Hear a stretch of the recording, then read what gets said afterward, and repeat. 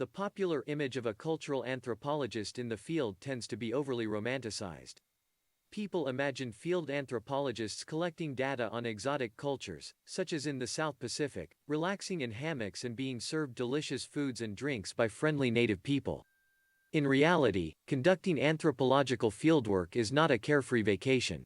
The extensive studies carried out by anthropologists, such as the British researcher Bronislaw Malinowski in the Trobriand Islands, demonstrate the serious demands that fieldwork can have on one's time, patience, and resources.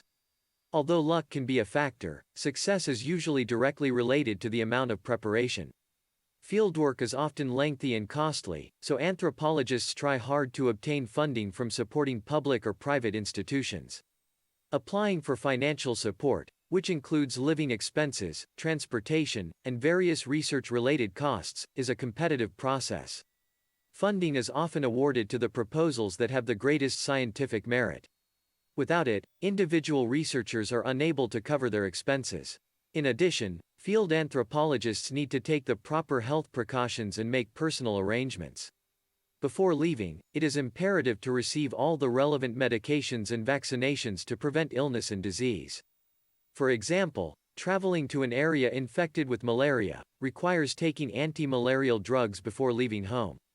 Often research is conducted in remote areas, and, in the event that the anthropologist becomes ill while in the field, getting information about nearby health facilities is also prudent.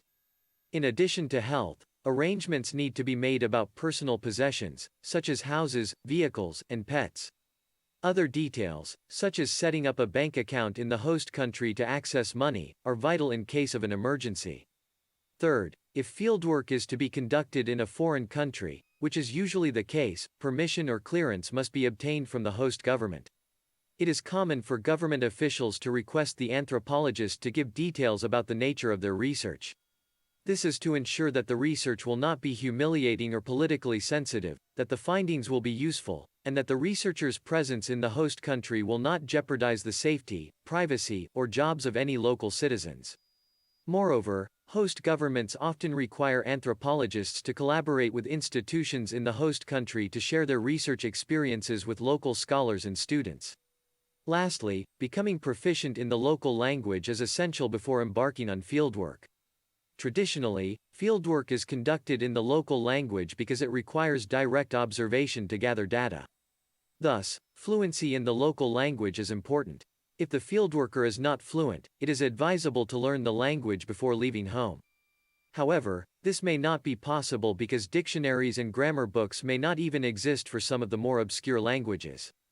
In such cases, the anthropologist will have to spend considerable time learning the language after arriving in the field. Although every fieldwork situation has its own unique set of concerns, challenges, and issues, attending to the details above is necessary for any anthropological research project. These considerations should also put an end to the illusion that fieldwork is like a romantic holiday.